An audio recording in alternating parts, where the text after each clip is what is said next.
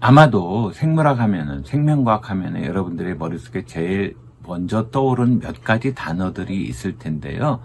그 첫 번째가 세포가 아닐까 합니다.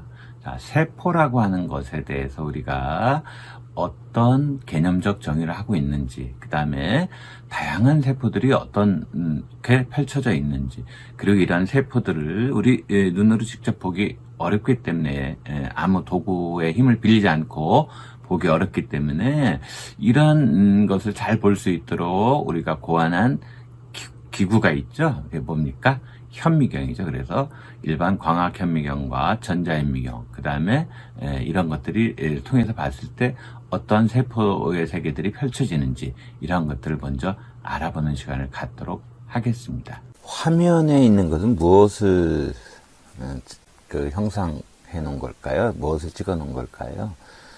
이거는 바로 요 부분 있죠? 오렌지색 부분. 색깔이 잘 안 나타나는데, 요 부분요. 요거는 신경세포를 표현한 거거든요. 그렇다면 요거는 뭐겠어요? 여러분, 나머지 부분들은 근육세포입니다. 그래서 오렌지색의 신경세포가, 이 오렌지색의 신경세포가 붉은색의 근육세포와 접촉하기 위해서 이렇게 뻗어나와 있는 여러 가지 것들을 우리가 볼 수가 있잖아요.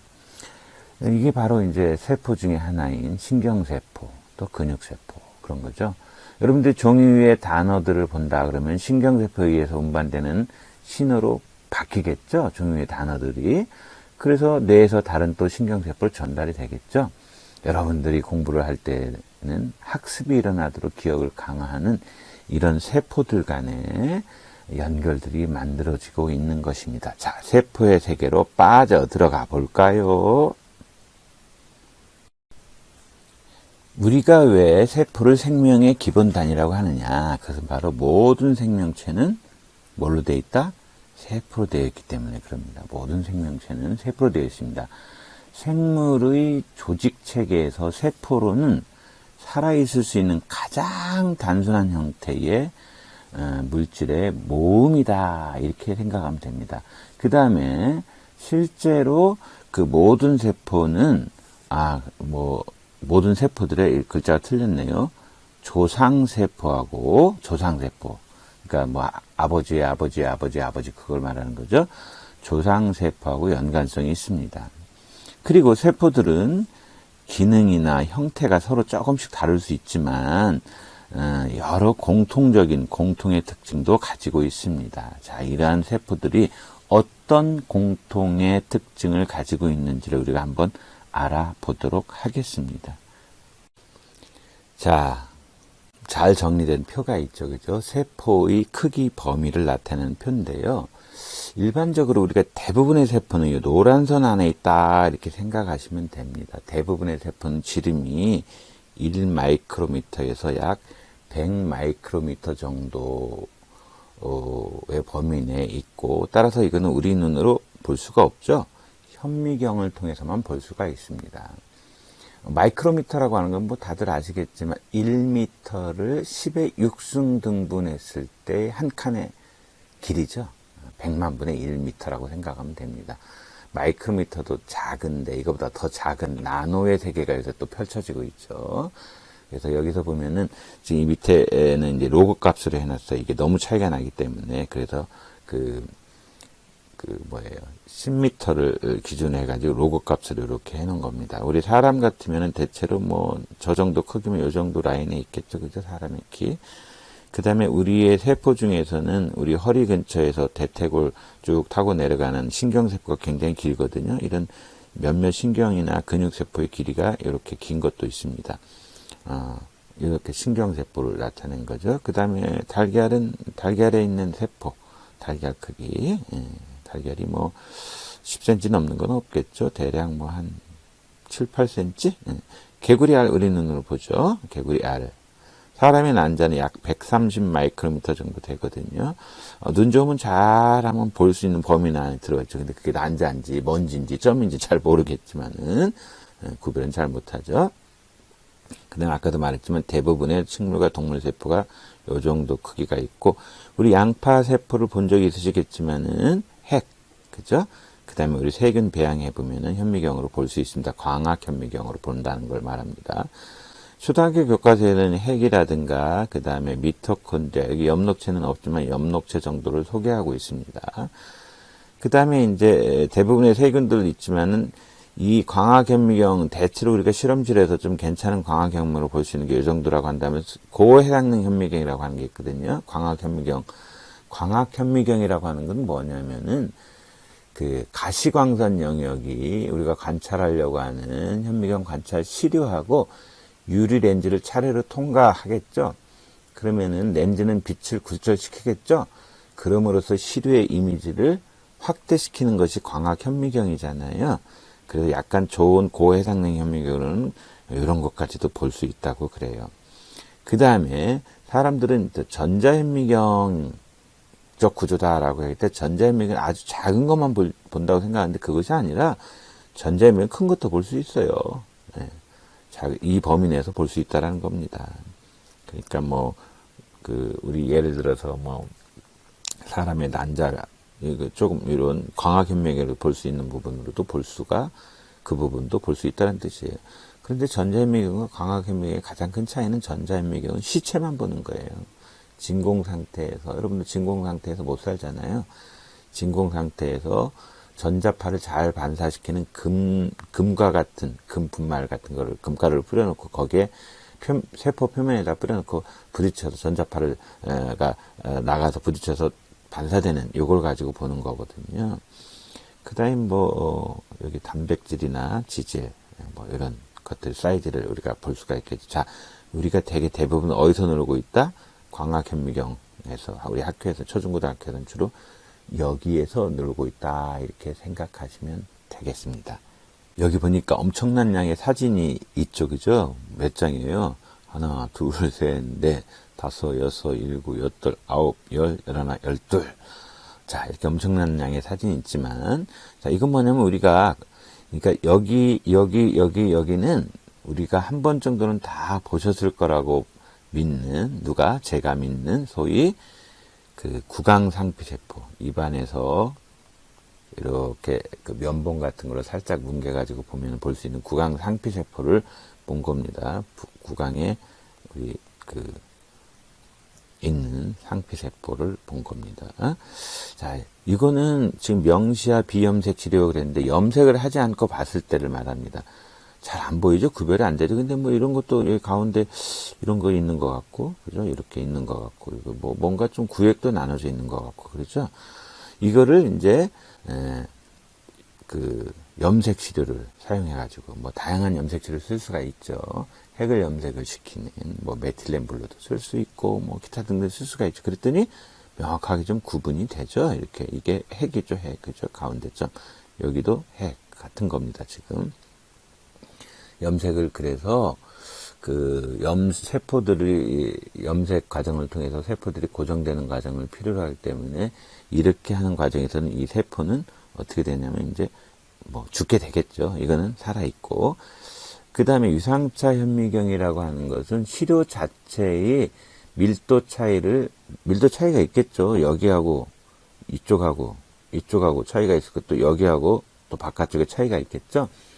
그런 밀도 차이를 증폭해서 염색하지 않았을 때의 그런 세포들이 대비가 되도록 보이는 거예요. 이것도 염색을 안 했으니까, 이거는 염색액 때문에 죽을 수가 있지만, 이거는 살아있는 세포를 보는 거죠. 그죠? 네. 그 다음에 이거는 차등 간섭 유상차. 여러 종류가 있는데, 이게 노르마스키라고 하는 방식인데요. 유상차 현미경과 같이 밀도 차를 더 증가시켜가지고 서희 그 이미지를 3D에 3차원적인 3D에 여기보다 훨씬 3D처럼 보이죠?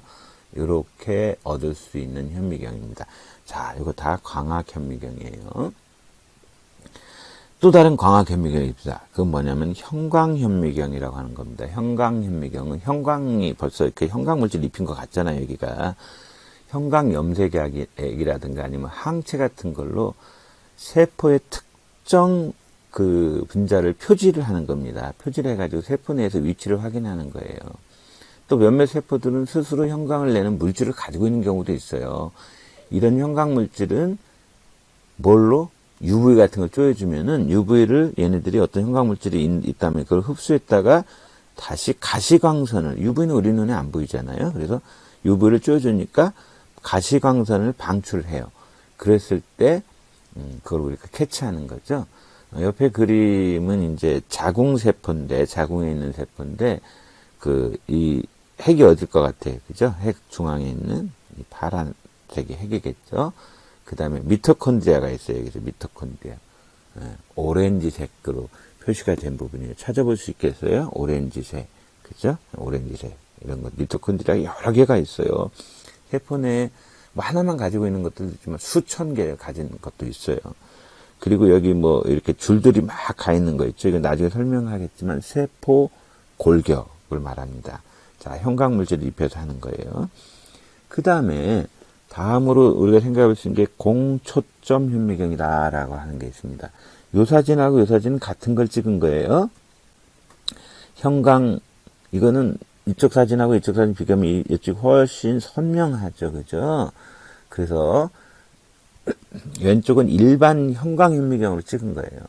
신경세포는 녹색이고, 그 다음에 신경세포를 보조하는, 서포트하는 셀이다. 그래서 보조세포는 이제 노란색. 자, 녹색하고 노란색 구분이 되겠죠. 근데 같은 사진이지만 요거는 공초점 현미경을 한 거예요. 같은 조직에 대해서, 요거에 대해서 공초점 현미경 방식으로 상을 보여준 건데요. 레이저를 이용해가지고 광학적으로 절단 기술을 하게 되면 두꺼운 시료부터 초점에서 벗어난 위치에서 나는 빛을 제거하는 거예요.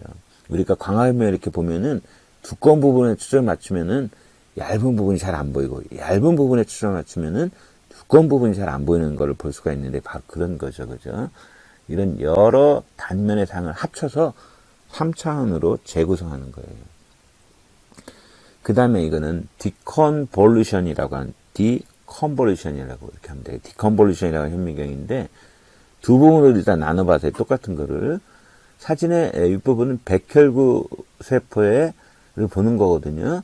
백혈구의 세포의 속까지 보는 형광현미경인데, 아래는, 이거 잘 구별이 안 되잖아요. 딱 해서, 요 아래는 뭐예요? 디컨볼루션 소프트웨어를 이용해가지고, 각각의 다른 면에서 찍은 흐릿한 거를 이렇게 재구성한 거예요. 우리 교육과정 재구성만 있는 게 아니죠. 이 과정을 통해서 초점이 맞지 않는 빛을 기술적으로 제거해가지고 더 선명한 3D 이미지를 얻고 있어요. 그 다음에 고해상능 현미경이라고 하는 게 있는데, 이 고해상능 현미경은 요 놈하고 비교해보면 그 차이를 명확히 알 수가 있죠. 이거는 그냥 뭐냐면은 공초점 현미경으로 찍은 사진이에요. 신경세포의 소낭에 들어있는 물질을. 요거는 고해상능 현미경으로 찍은 겁니다. 공초점보다도 이제 여기 초록빛이 보이겠죠. 초록빛이 감도는 노란색의 점들은 흐릿하죠. 그 이유는 뭐냐면 지름이 약 40나노미터가 일반 광학현미경의 200나노미터 해상능의 범위에 있지 않기 때문에, 즉 40나노미터는 200나노미터 훨씬 적기 때문에 보기 어려운데, 이 사진은 같은 세포를 찍었는데 정교한 장치가 형광물질의 빛을 밝히는 데 사용되었고, 따라서 이들의 위치도 정확히 알 수 있죠. 다른 위치에 있는 많은 분자들로부터 오는 정보를 합산하는 거예요. 결국은 요거는 뭐예요? 컴퓨터 기술이겠죠. 자, 이렇게 보면은 현미경을 크게 나누면 광학현미경, 다시 말해서 가시광선 영역을 이용하는 현미경과 전자파를 이용하는 현미경으로 나눌 수 있다고 그랬죠. 여기까지가 바로 뭐냐면은 광학현미경이에요. 광학현미경. 그러니까 이만큼은 광학현미경 범위다. 그 다음에 이제 전자현미경. 전자현미경에는 두 가지가 있는데, 이렇게 입체적으로 3D 이미지로 보는 스캐닝 한다 그래서 셈이라고 하는 그런 주사 전자현미경이 있고요. 그 다음에 이건 똑같은 걸 본 거거든요. 우리 몸 안에도 있지만 토끼의 호흡기관으로 세포 표면이 선모로 덮여 있는 걸 보는 거예요. 그래서 여기 이 주사 전자현미경이 있고, 이거를 또 하나는 투과시킨다라는 의미로 투과 전자현미경이라고 하는 것이 있습니다. 투과 전자현미경은 시료의 얇은 단면을 보여주는 거예요. 그래서 역시 이제 기관세포의 단면이죠. 그래서 이 자르다 보면 어떤 세포는 종단면으로 또 어떤 세포는 횡단면으로, 그러니까 여기에 잘린 부분하고 여기에 잘린 부분이 다르죠. 이렇게 다르게 되는 걸 볼 수가 있어요. 자, 여기서 잠깐 퀴즈. 그렇다면 전자현미경으로 보면 이렇게 색깔이 잘 나타날까요? 아니에요. 전자현미경의 상은 뭐예요? 흑백이에요. 그래서 특정 구조를 강조하기 위해서 컬러링을 한 거예요. 인위적으로 색깔을 넣은 거예요. 처음부터 이렇게 보인다고 착각하지 맙시다. 이게 실제로 그 셈이라고 하는, 아까 뭐라고 했어요? 우리말로는 뭐라고? 주사 전자 현미경. 주사 전자 현미경. 입체적으로 보이죠? 원래 이렇게 재구성하는 겁니다. 흑백으로 보인다는 뜻입니다. 그래서 주사 전자 현미경, 줄여서 뭐라고 한다? 셈 이라고 했어요. 셈이라고 하는. 자, 그러면은 셈이 있으면 또 아까 뭐가 있었죠? 그렇죠. 다음 장면을 봅시다. 이번에는 뭡니까? 투과시켜서 보는. 그래서 이거는 투과 전자현미경. 글자가 너무 두꺼웠네요. 투과 전자현미경이라고 하는 겁니다. 자, 이건 뭐다? 템. 이렇게 셈과 템 두 종류로 볼 수가 있고, 이것도 실제로 뭐라고요? 실제로 이렇게 흑백으로 보인다는 거. 많은 앞으로 나오는 세포 내 구조물을 칼라를 만약에 띄고 있다 그러면 이거는 전부 다 인위적으로 색깔을 넣은 거다라고 생각하시면 됩니다. 코끼리의 세포가 그보다 훨씬 작은 쥐의 세포보다도 훨씬 클까요? 그렇지 않습니다. 이렇게 생각하시면 돼요. 코끼리의 세포는 쥐의 세포보다 수가 훨씬 많다. 그렇다면 하나하나의 세포는 뭐야? 비슷하다 이런 뜻입니다. 자, 그걸 나타내는 게 요거죠. 만약에 세포가 무한정이 커졌을 때하고 그러지 않고 이렇게 작은 쪼가리들로 있었을 때는, 만약에 10마이크로미터가 30마이크로미터로 이렇게 커졌다, 하나로 통으로 커지는 경우 이 전체의 표면적은 우리가 가로, 세로, 높이 뭐 다 계산을 해보면은 실제로 표면적은 높이, 넓이, 면의 수, 상자의 수잖아요. 그러면 비교해보면 여기는 뭡니까? 요거는 만약에 이제 여기가 30이라면은 30 곱하기 30 곱하기 30 곱하기 6면일 테니까 6 해보면 요렇게 나겠죠? 근데 똑같은 10마이크로미터로 잘라가지고 있다면은 어떻게 되겠어요? 27개 조가리가 있겠죠? 그죠? 벌써 곱하기 27이 들어가요. 자, 그렇다면 누가 훨씬 표면적이 훨씬 어때요? 넓을까요? 이쪽이 넓어요. 갑자기 왜 길이 이 표면적 대 부피의 비율을 생각해 보면은 왜 이렇게 세포 하나가 작은 게 유리할까를 생각해 보는 그런 그것을 생각해 보게 하는 모식도인 거죠. 왜 그랬을 것 같아요? 예? 생각해 보세요. 이게 세포의 전 부피를 감당하기에 충분히 넓은 표면적이 있어야 되는데 대부분의 세포가 현미경적 크기로 작다 이거예요. 그죠? 일반적으로 큰 동물은 작은 생물보다 아까 뭐라고 그랬어요? 세포가 큰 것이 아니라 단지 더 많은 세포로 구성되어 있다 그랬어요. 적절한 부피하고 표면적의 비는 생각해 보세요. 우리가 표면적에 비해서, 그 부피에 비해서 표면적이 엄청 넓은 우리네 소기관들 있죠. 예를 들면 소장. 표면적을 넓히기 위해서 작은 융털도 가지고 있죠. 우리 뇌 주름 잡혀 있죠. 그죠? 이렇게 표면적이 넓다라는 얘기는 주변 환경과 많은 물질 교환하는데 교환하는 세포들의 특히 중요하죠. 그죠? 그러니까 세포 부피의 큰 증가 없이도 표면적을 넓게 함으로써 상당히 주변하고의 물질 교환이라든가 이런 것들을 잘 할 수가 있습니다. 그래서 우리가 여기서 왜 세포들은 숫자를 커져라 쇠져라 막 하는 것이 아니라 숫자를 늘리는 게 더 유리했을까 진화적으로 생각해보는 그러한 그림이라고 할 수가 있겠습니다. 효율성이 훨씬 좋은 겁니다.